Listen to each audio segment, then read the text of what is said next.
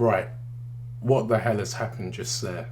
The card was good, by the way. We had Daniel Dubois destroying Jarrell Miller, 300 pounds, way too big to be fighting at. These Saudi rules makes people put on so much weight. Look at Tyson Fury and Ngannou, but never mind. We need to talk about Wilder versus Joseph Parker. I'm starting to think that after them Fury fights, they have destroyed each other. But Wilder has taken a worse beating multiple times. Every fight they've had, in my opinion, he's been losing the fight and then gets his Hail Mary knockdown in every fight. And that is not sustainable. Yeah, it was when you're fighting a bunch of can crushers, but when you fight against higher level opposition, which he barely does and avoids, we've just found out what happens. Like, if he fights Joshua after watching that performance with Otto Wallin, he will get flattened. Because Joshua will apply the pressure, and if you don't throw and stand there like a fish out of water, you throw one jab, then you stand in the corner all scared and just staring at him and allowing Joseph Parker to come forward like that, Joshua will do the exact same thing, but the difference is Parker doesn't have the power of a guy like Joshua. Yeah, we say Joshua is more hesitant and scared now, but he came out in that performance more aggressive, coming to the body and then trying to rip up to the head again with the hooks. And one thing I want to show you with Deontay Wilder, you know this already. He fights a bunch of can crushers and he's got the Hail Mary punch. But if you actually look at the record of him, deep down we shouldn't be surprised that this happened, because if you look at the fight, where is it? Right here. The one after he KO'd Dominic Breazeale. Luis Ortiz, let me just put him up on the screen right here. He is a power puncher. He was beating Deontay Wilder in their fight. You can look at the scorecards here if you don't believe me, and you might say, oh, it was biased. No, it wasn't. He was winning that fight, but then out of nowhere, as Deontay Wilder does, he KOs him.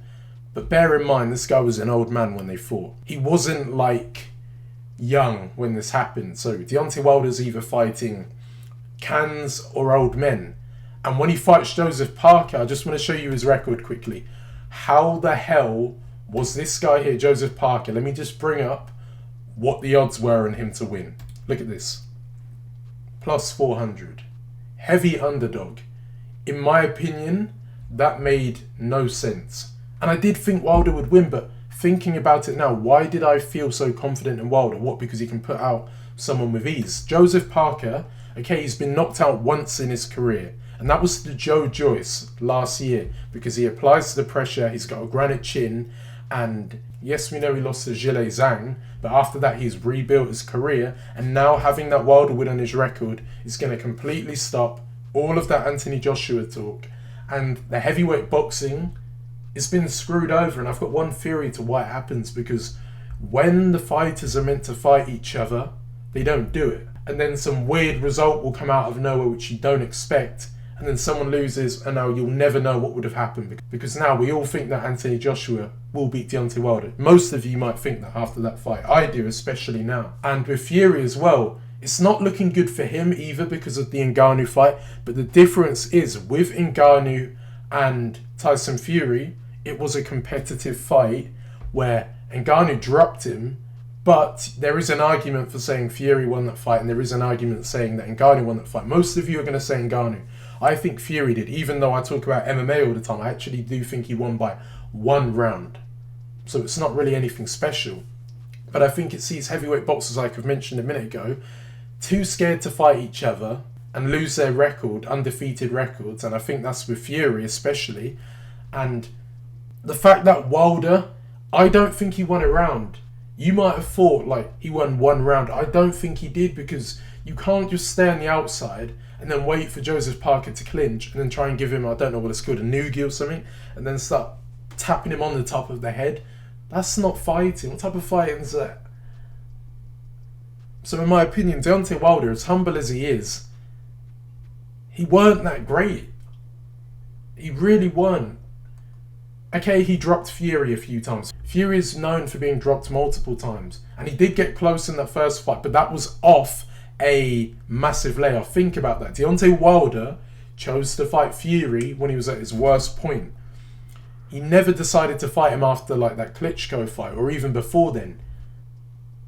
So when he came up against Joseph Parker, I've just got to show the record here. Look at the fighters who he's beaten before it. Derek Chisora, okay, it might not look good. And one of them, the one right here, I think Chisora, you could have given him that fight. He dropped Parker early, but that was about it. Junior FA, Dillian White, okay, he lost to Dillian White and Joshua. But again, at the time, they're growing in confidence. They're very good fighters. At that point, they were.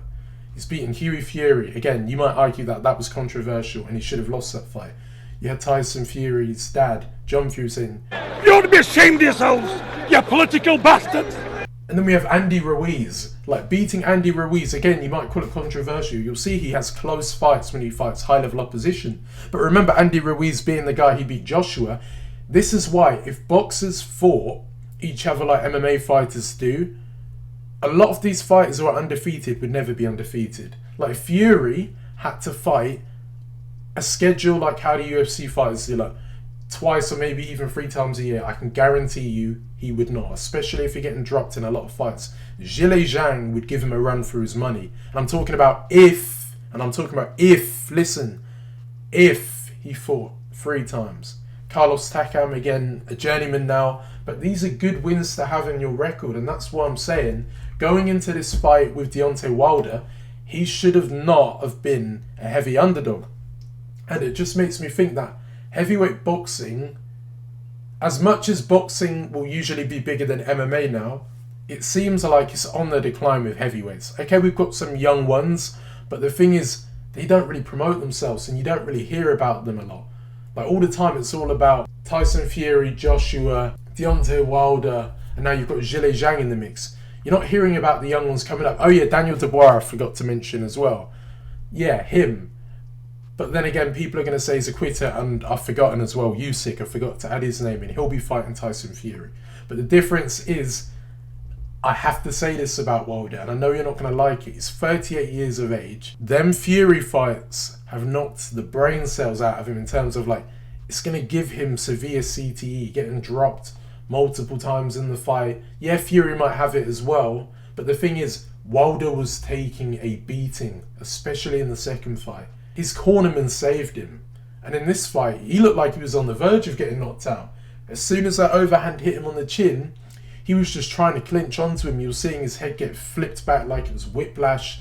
And he's very lucky to not have got knocked out in that fight.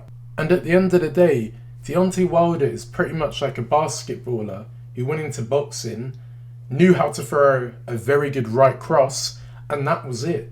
There's no good boxing fundamentals, not even with the footwork. And with boxing, it's not all just about power. There's so much mini stuff you have to do with your slipping, your foot positioning, feints, fakes.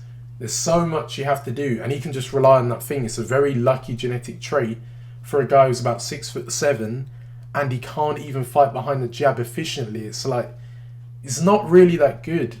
And looking at his record, you might think, how can you say you weren't that good? 43-3-1, because it isn't that good. Because when you look at a guy like Joseph Parker, who's got the same amount of losses as him but 10 less wins, but then you compare the records they have, Joseph Parker's record is miles above Deontay Wilder's.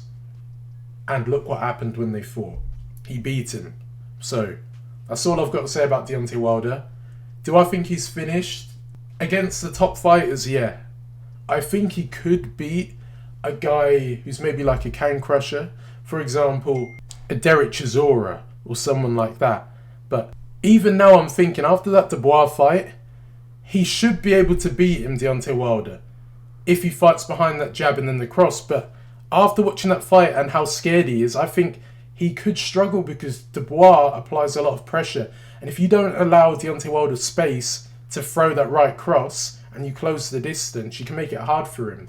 But even that being said, Joseph Parker, he was fighting out of range at times, which is Deontay Wilder's advantage, but he weren't able to use. But Deontay Wilder looked too afraid to throw the right cross, and maybe it was because Joseph Parker was always like circling away from that backhand. But if he's circling away from that backhand, you need to go in the opposite direction and then use your jab and then throw the right cross. So, good win by Joseph Parker, but in my opinion, and this was just going to happen eventually against a boxer, maybe even an Andy Ruiz, I think we'd give him a run for his money. But the only difference would be the height difference would look ridiculous. And you're going to be like, oh, I'm going off recency bias. A little bit. I'm not going to lie to you and say I'm not. But what I'm going to say is Andy Ruiz, he's not a powerful puncher, but what he can do is counter strike really good. And then after he counter strikes, he's got very fast hands, like the fastest hands in the heavyweight division to go with it, to the point where when he's unloading on you, like see how Joseph Parker was doing that?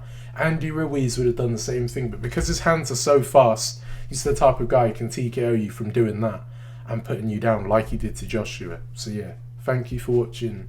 Talk to you soon.